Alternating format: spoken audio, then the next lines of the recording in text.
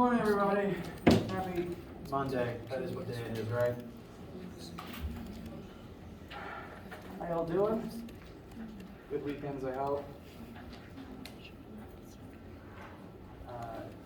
Any questions or anyone need anything before we get started today?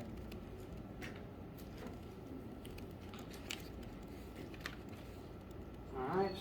Well, some small reminders.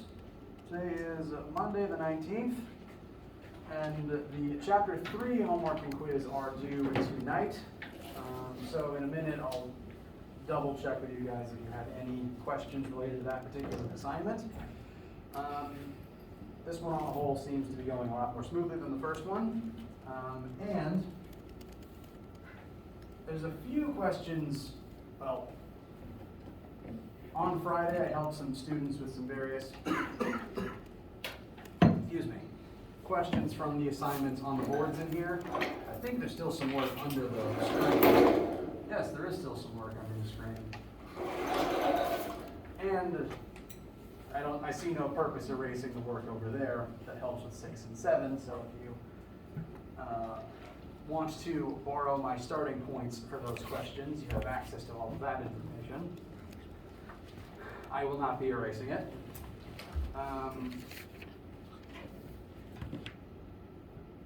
I lost my train of thought already. It's definitely Monday. Main thing we're going to be learning about today is talking about more types of forces. Last week we started studying force in general, talking about Newton's law of motion, and then specifically looking at gravity and normal force. Today we are going to add a couple more forces to our list. Mainly we're going to be focusing on the force of friction, since that's going to be what this week's lab is about. Before we get to that though, again, double checking with you guys, does anyone have any questions, needs, or concerns about the Chapter 3 homework or quiz due tonight?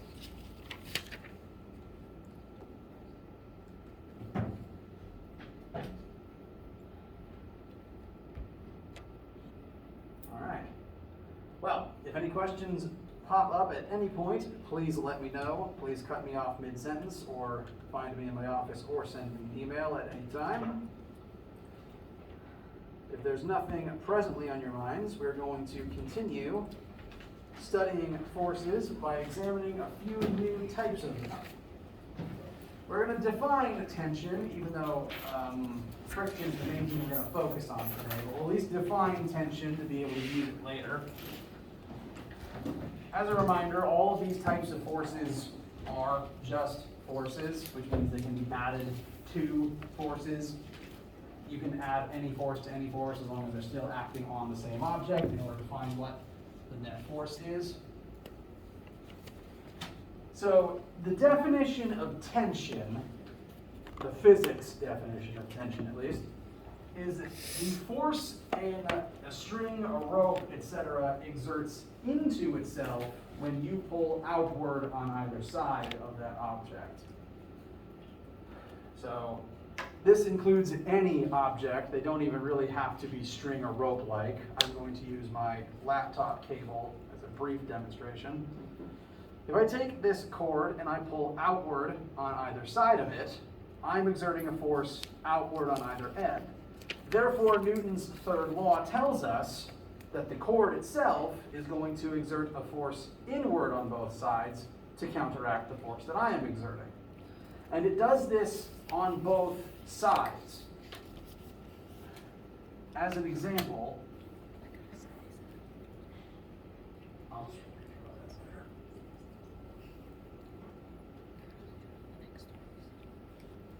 let's say that this is a rope that is attached to a vertical wall. And let's say that I come along and pull on this particular rope. So I exert a force of 100 newtons outward on this particular side. Newton's third law tells us the rope is going to therefore exert a force of 100 newtons back on me in the opposite direction. So the rope will pull into itself from my perspective.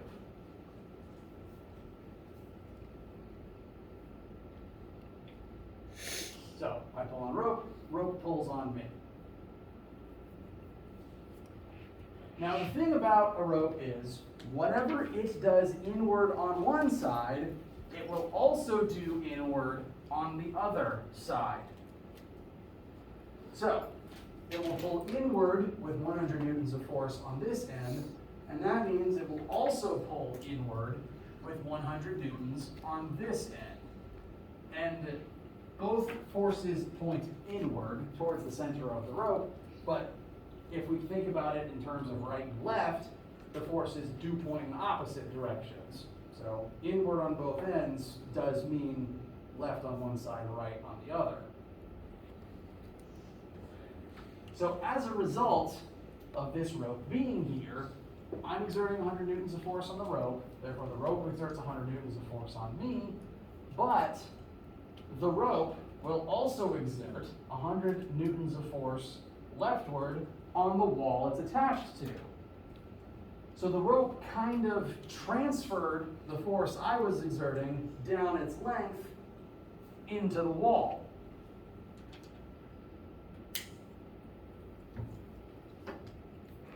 And since the rope is now pulling on the wall it's attached to is going to pull back.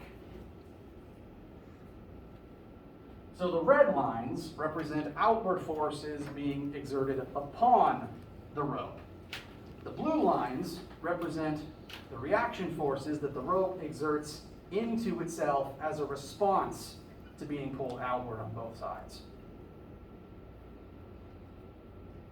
And technically, it doesn't even have to be a rope to do this. You can take a solid object, and if you pull outward on it, it will do the same thing. We just tend to think of ropes for this because we use ropes for their tensile ability. Tensile meaning of or referring to tension. And the main vocab words to remember for right now, we'll focus on tension more later, but to introduce it for right now, the main things to remember are that when you pull outwards on a rope, it will pull inward on both ends with equal and opposite force. And whatever value the rope exerts inward on one side, it will also exert inward on the other side. There is no way for a rope to exert different forces inward on both sides. There's no way for this rope to do 100 on this side and maybe 50 on the other. It has to be the same number.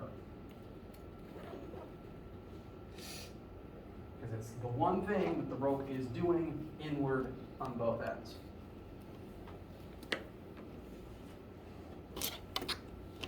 We'll be utilizing this concept in examples later this week and in lab next week. I suppose there is a string in lab this week, so it's useful to keep in the back of your head for right now.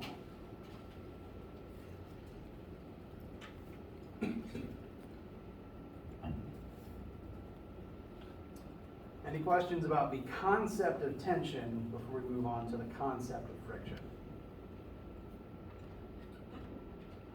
Zoom tight.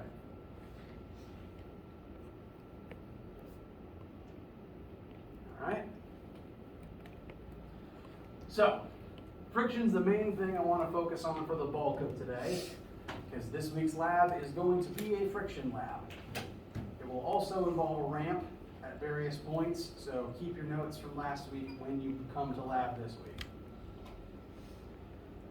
So, friction is a frankly pesky sort of thing that you've had to deal with your whole life. And scientists have been grappling with it for as long as science as a discipline has existed. The concept of friction, the definition of friction, says that friction is a force that opposes movement.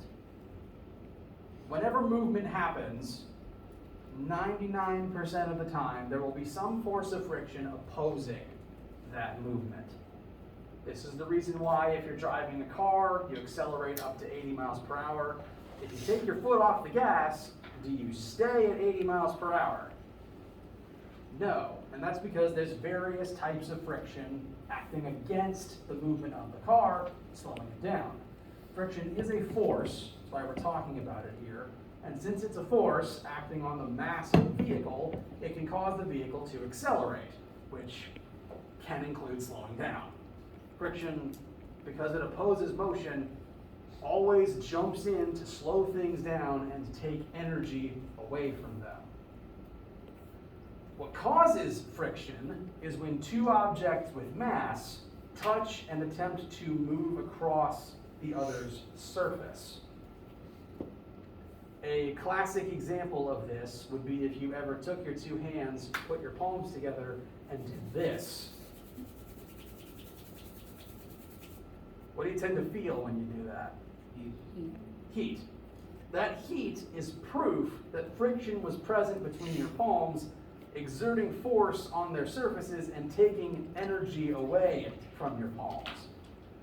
Friction takes energy away from your car, and that's why your car slows down. It also takes energy out of the motion of your hands and turns it into heat in your hands. So that's proof friction acts when you do that. Friction comes into play anytime two pieces of matter are touching each other and attempting to move. Anytime. As long as matter exists and it's touching other matter, friction will be there somehow. Doesn't matter how slick, how polished, even if it's a liquid or a gas, friction will be there. The reason for that comes from the interaction between, I'm just going to use solid objects as an example, the interaction between the surfaces of two objects. If you set a box on a counter, so really any old object sitting on some flat surface, these objects, their surfaces could look perfectly smooth. If you came up and examined my desk right now, yeah, there's some grooves and ridges in it, but it's pretty smooth. You could rub your hand across it without risk of like cutting yourself or hurting yourself with a friction burn or something. But doesn't matter what surface an object has, doesn't matter how smooth or polished it is, if you zoom in far enough on either surface, the picture will eventually look bumpy and jagged. This is inescapable for any form of matter, namely solids. All solid objects, like if it's a rock of some kind, it was chipped off from another rock at some point. And therefore there's going to be grooves and ridges and valleys on its surface still from when it was cleaved off from the other rock.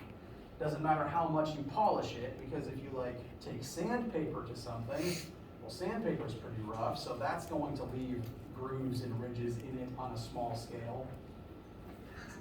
And so everything is rough and bumpy if you zoom in far enough. Even if you think it's as chemically, physically smooth as you can make something, you polished it with the highest grit sandpaper, you use chemicals to etch everything off of it. If you zoom in to the atomic level, it will still look bumpy because of the fact that matter is mostly empty space. Is anyone unfamiliar with that concept? The idea that solid matter is mostly empty space. Okay. So since the atoms that make up solid objects are some distance apart, that forms kind of a gap in its surface that fills the role of a bump or a peak. And when two objects are touching each other, the imperfections in their surfaces, even on the atomic level, cause those bumps and ridges to slide into each other and lock up. If these two things, if the bumps and ridges for these two objects locked into each other, that wouldn't interfere with your ability to come pick the box up. You could lift it back out of there pretty simply. The issue comes into play once these things lock into each other and you try to push it sideways. I don't recommend it, but if you've ever had saw or gear teeth locked into each other, it's not an easy time trying to push them horizontally along one another. Especially don't do that with saws. When these rough surfaces interlock like this, it takes effort to physically push them out of each other to then begin to sort of glide and grind across the surface of the other's imperfections. That since those peaks and ridges exert force trying to keep them from moving, that force that the objects exert to stop motion is friction. And that's why it exists constantly, no matter what two objects are touching. Again, even atomically, things are still bumpy if you zoom far enough in, so anytime matter encounters other matter, there's friction involved. Now, you can reduce friction by a pretty wide margin if you try hard enough, to the point where sometimes we aren't going to bother calculating it if it's too small to bother with. But in the real world, friction is present all the time, and we have to constantly deal with it, hence why we're going to learn how to calculate it when it's too big to ignore. So, force of friction exists to slow things down. As a result of that, if whatever direction something is moving in, the force of friction will always point in the opposite. So, I drag the tape dispenser to the, from your perspective, left across the table, force of friction would point to the right. And that friction comes again from the interaction between the dispenser and the table. If they aren't touching, there's no friction anymore. But if they are touching and moving across each other's surfaces, friction will exist to oppose that motion. This is again why your car slows down when you don't want it to, and it's why we don't have perpetual motion yet. One of a few reasons.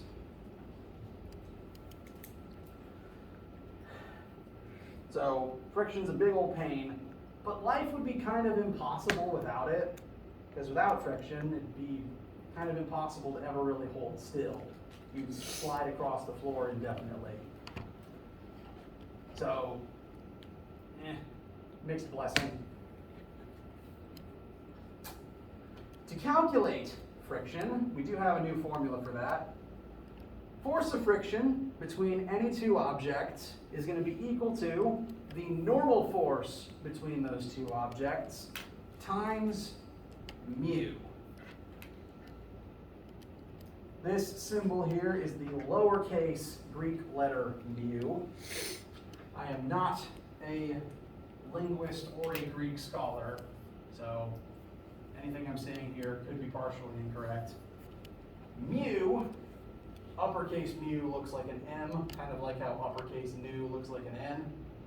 Lowercase mu is this symbol, and it's a little inconsistent what it looks like depending on if a computer generates it or if a human writes it by hand. When I write it by hand, it tends to look like a lowercase m. When a computer generates it, it kind of looks like a funky U, in my opinion. It is called mu, and you could spell that M-U, or you could spell it M-E-W if you like Pokemon. And what that symbol represents in this formula is the coefficient of friction. I will tell you what that means. What this formula tells us is that friction is determined by only two things. There's only two factors that affect how much friction exists between two objects. First one is, what is the normal force between them? If I take any object, set it on this table here, what are the forces currently acting on this particular tape dispenser as it sits here? Gravity. Very good. Gravity points down.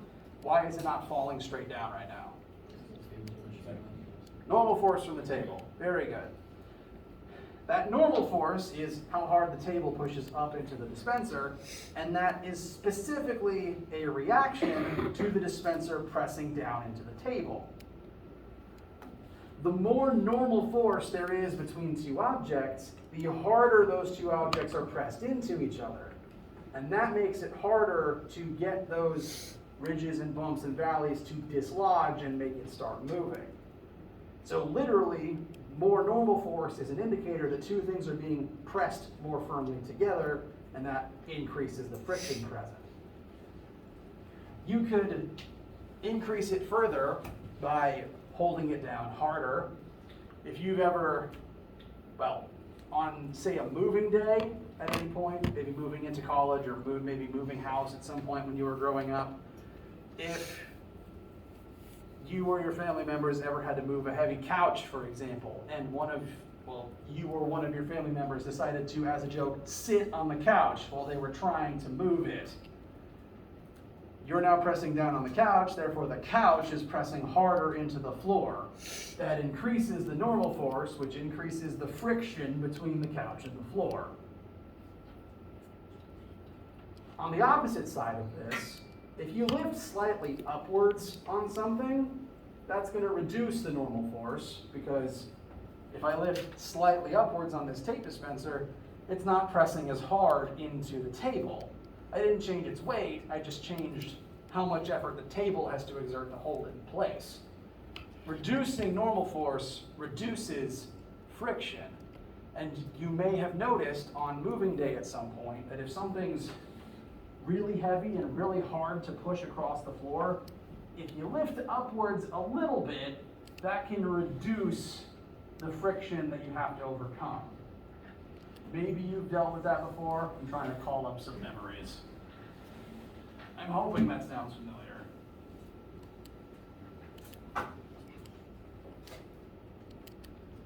So, normal force, one of the two factors that determines friction. You can manipulate the normal force to try to manipulate the friction in your favor. The other symbol here is, again, mu. This is the coefficient of friction. What this constant represents is how slick the objects that are interacting are. Different surfaces have inherent different friction properties about them. Let me say that again. Different surfaces create more or less friction depending on what they're made of and what their surfaces are like. This tape dispenser, for example, has these little rubber foam pads on the bottom. The whole purpose of these things is to increase friction and keep it from sliding around as much. Whereas if this was just highly polished plastic without these feet on it, it would slide around more. Same kind of thing with most of your calculators, depending on how old they are. They have some of these rubber feet on their case to hold the calculator in place and keep it from sliding around. That's the same reason why the soles of your shoes are probably made out of rubber, to keep you from sliding across the floor. Those materials, like rubber, naturally create more friction when they slide across things. And that represents a bigger mu constant if rubber is one of the two surfaces interacting in a given example.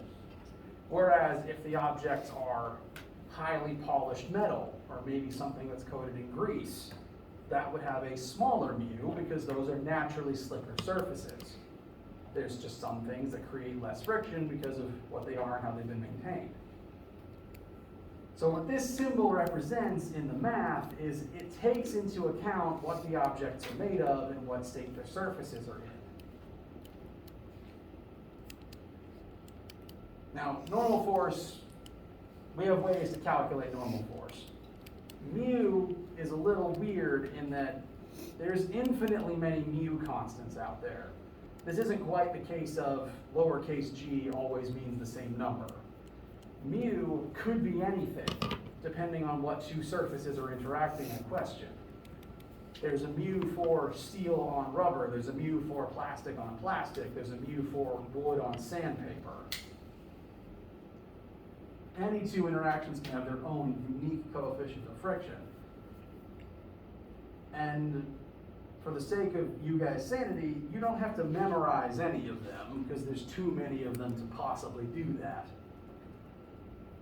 When working a friction question where coefficient of friction is important, you'll either be told what the coefficient is, maybe given a table of some common ones, or the point of the question is you'll be given everything else in the formula and you calculate it. You will never have to memorize a single mu, I promise.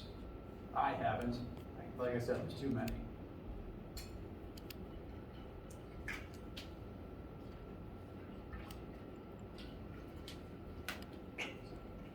How does all this information feel so far?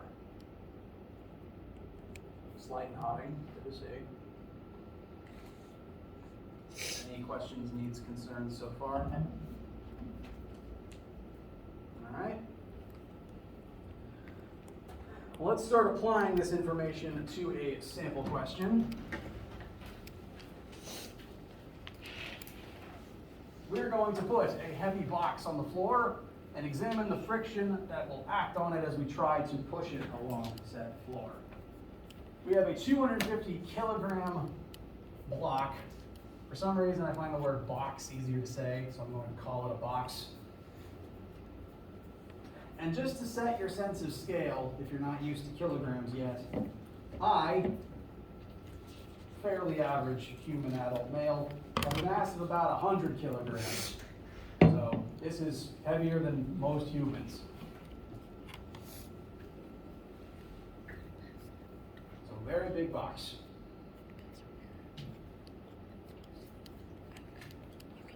We are going to exert a force horizontally on this particular box equal to 1,000 newtons. And we are going to try to make it budge. Now, the way that friction works is, friction exists to oppose all motion, even motion that hasn't started yet. So, big heavy object sitting still on a table, or sitting still on the floor even, you probably have experience if you tried to push something big and heavy before. If you can't exert enough force to make it budge, it just doesn't move. Pushing a refrigerator, pushing big bunk bed in your dorm room maybe, it just doesn't go anywhere unless you can overpower friction. So the way that works is, if it's currently stationary and you start pushing on it, friction will begin kicking in slowly to counteract the force that you exert as it needs to. So say that, I'll just use this picture. Say the box is sitting here and we begin pushing on it. We start with a force of 10 newtons. It doesn't go anywhere. The box won't budge yet. And as we specifically are exerting 10 newtons of force on it, friction sort of begins activating in proportion. So if we exert 10 newtons on it and it doesn't budge, friction between the box and the floor will start by exerting 10 newtons of friction to oppose us. If we increase to 20 and it still doesn't budge, that means friction has also increased to 20. And for this question, it's going to keep increasing until we exert 1,000 newtons on it. At this point, it's going to begin to budge. It's going to start moving, and then if we exert half a newton more, it's going to start sliding. So this is the point where we have met friction's maximum. Friction has a maximum force it's able to exert, and if you can overcome that, you've overcome friction and the box will start moving. So what we're going to try to calculate here is the maximum value of friction and the maximum coefficient of friction that creates it. So, just looking at the picture here, if we exert 1,000 newtons and the box at that point begins to budge, what would the maximum value of friction be? 1,000 newtons. This is the point where we have met and matched it, and now as we keep pushing, it will start moving. So, without needing to use any formulas, looking at the picture, reading the question, we can get an idea that, yeah, the friction should max out at 1,000 newtons. We can prove it mathematically, though, just to make sure that you have the math for it in your notes. When doing any sort of question, it's always a good idea to draw a picture. So here's the box. And if there's forces involved, it's a good idea to draw arrows representing all of the forces that could be there. So the question only really tells us about two forces for absolute certain. This is the 1,000 newtons that we exert, and there must be some amount of friction present in order to oppose us. Friction always opposes motion. So since the force we're exerting to create motion points to the right, what direction will friction point? Left. Very good. So I'm going to draw a leftward pointing arrow labeled FF.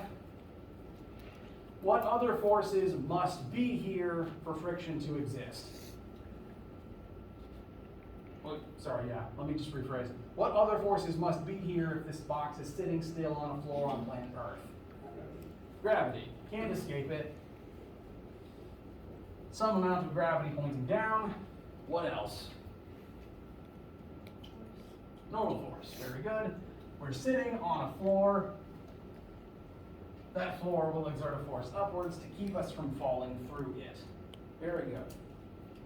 So these four forces are the only forces present in this example. We've determined all the forces that must be here for this to work logically on planet Earth. Now that we've determined all of them, we can use them, add them together to analyze this mathematically. So, which axis does friction point in?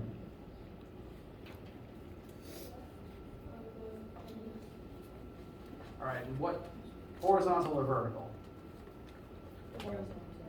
Horizontal. So, in order to analyze friction, we need to look at the horizontal vectors.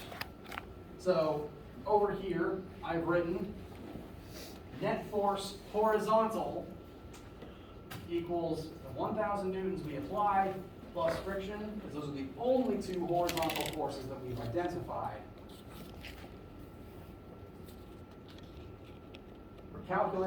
We're starting with net force because Newton's second law tells us net force causes net acceleration. So it's useful to determine, or at least write down, what the net force should be. It's a good starting point for force vectors. And we already should know what the net force should be at the moment before the box starts moving. If we're increasing the force we're exerting up to 1,000, that's the moment where it's about to budge. What's the acceleration leading up to that point? 0. Box hasn't budged yet. Box hasn't begun accelerating yet. So up until the point where we get here and begin overpowering friction, the acceleration has been 0. And Newton's second law tells us if acceleration is 0, net force is 0. This means that in order for 1,000 newtons to be the force that begins overpowering friction, 1,000 plus force of friction equals 0. Force of friction must equal, at its maximum value, negative 1,000 newtons. Since it takes 1,000 newtons to begin overpowering it, if there's no other horizontal forces present, 1,000 newtons must be the maximum friction could be exerting to oppose us.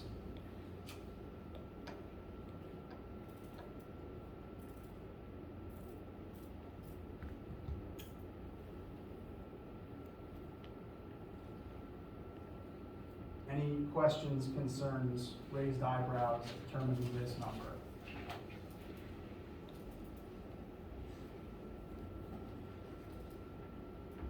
Okay. So we've determined the number for the maximum amount of friction in this example. This is the greatest number friction could exert. Once we meet it and start surpassing it, the box starts moving. So this is the value of friction, the maximum value of friction. Next, what would the coefficient of friction be for this to be the reality? We only have one formula with coefficient of friction in it. That's the new one from the previous slide. Force of friction equals normal force times mu. We know what normal force, rewind. We know what the friction is. We want mu. That means we need a number for normal force first. Normal force is in the vertical axis, so we can analyze our vertical vectors to make sure we can get a number for it. So net force in the vertical axis is equal to normal force plus the force of gravity. Those are the only two vertical vectors present in this example, as we determined earlier in our picture. And if this box is sitting still on the floor, what is its net acceleration and net force in the y-axis? 0. Even if we eventually get the box to begin sliding side to side, that would still be a net y acceleration of 0 and a net force of 0, as long as you are not accelerating in the y-axis at all. Side-to-side movement is not up or down movement. So that means net force y would also be 0.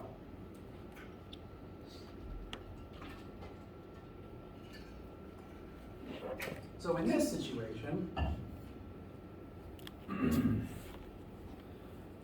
normal force plus force of gravity must be 0. Since those are the only two vertical forces present here, normal force will be equal and opposite to gravity in this case. That happens again on flat surfaces where you're not accelerating up or down. And where those are the only two forces, they must be equal and opposite to add up to 0. So normal force is equal to the force of gravity. So I subtracted Fg over, so Fg is equal to m times g. We subtracted Fg specifically, so I wrote negative mg in my formula. Now, g is already inherently a negative number, so this will give us a positive answer.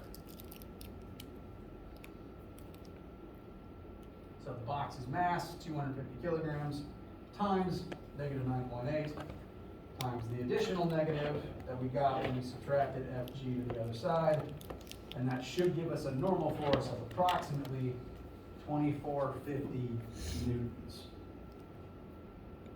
Any issues at all with how I laid out that algebra? Yes? So on the problem for normal force, Hang on. I'm going to list the step that I skipped.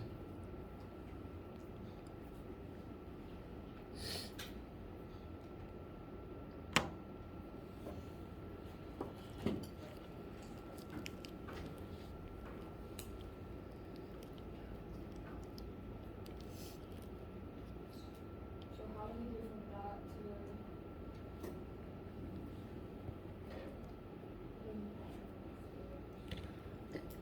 So vertical force analysis tells us normal force plus gravity should equal 0. So ignoring this thing on the left then, Fn plus Fg must equal 0. We can subtract Fg over, which would give us Fn equals negative Fg. So since those are the only two vertical forces and they must add up to 0, they must be equal and opposite. And Fg is equal to mass times acceleration of gravity. So I substituted mg in for Fg. We know the box's mass, we know we're on Earth, and that should give us positive 2450. Now that we have a number for normal force, we can plug it into our new friction formula. Friction's 1,000. Normal force is 2450. Solve for mu, and that should give us 0.408. Couple of things to note about this formula and the answer we got for mu. One, you may have wondered why I didn't write the negative from the friction vector. The reason for that is this formula specifically, normal force of friction equals normal force times mu. Negatives aren't really important for it, specifically because you're multiplying vectors in different axes. Normal force points up, and our force of friction points to the left. Those are different axes. Positive and negative only tell you direction in a single axis, but X doesn't really care about positive or negative in the Y-axis. So again, the direction doesn't really matter anymore. So in your notes, and even on your own formula sheet, feel comfortable adding absolute value bars around those two terms. Because again, the negative is just vector direction, and the direction stops mattering when you examine or multiply it into a different axis.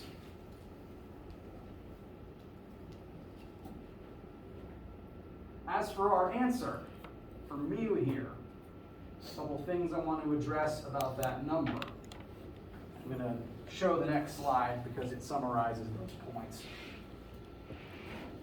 Mu doesn't have a unit. This constant, the coefficient of friction, has no unit attached.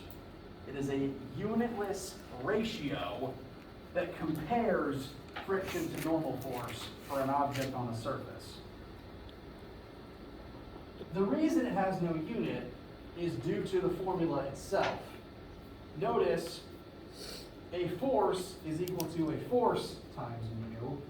To find mu, we then divided a force by a force. We divided newtons by newtons.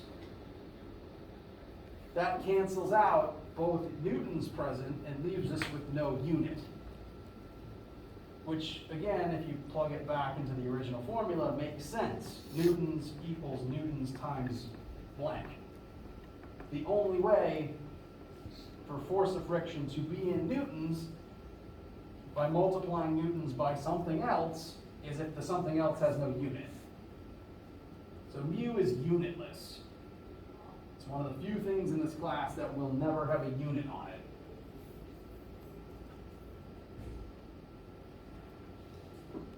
The other thing to note about our answer and about mu in general is it will always be a decimal value between 0 and 1. It will never be a negative number less than 0. It will never be a positive number 1 or larger. So, hypothetically, you could actually write that like this.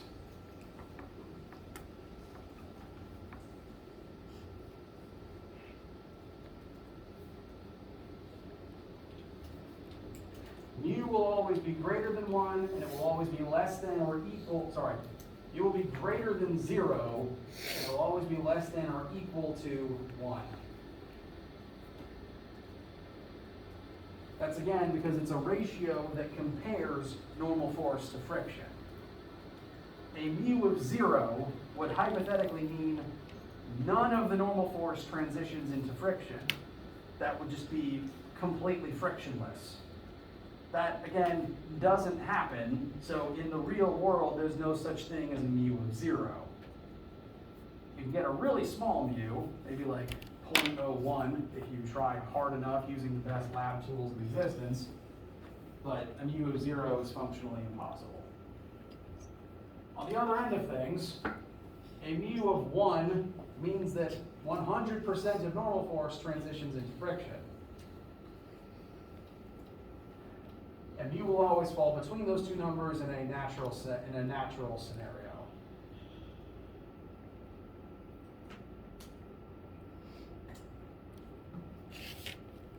That means whenever you're calculating mu, like for a WebAssign question, if you get like 2 as an answer, something went wrong. If you get negative 0.3 as an answer, something might have gone wrong. So this is your guide to help gauge whether your mu's make sense.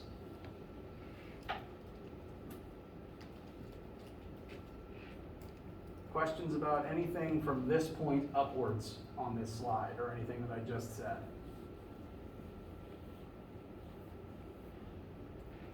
Okay.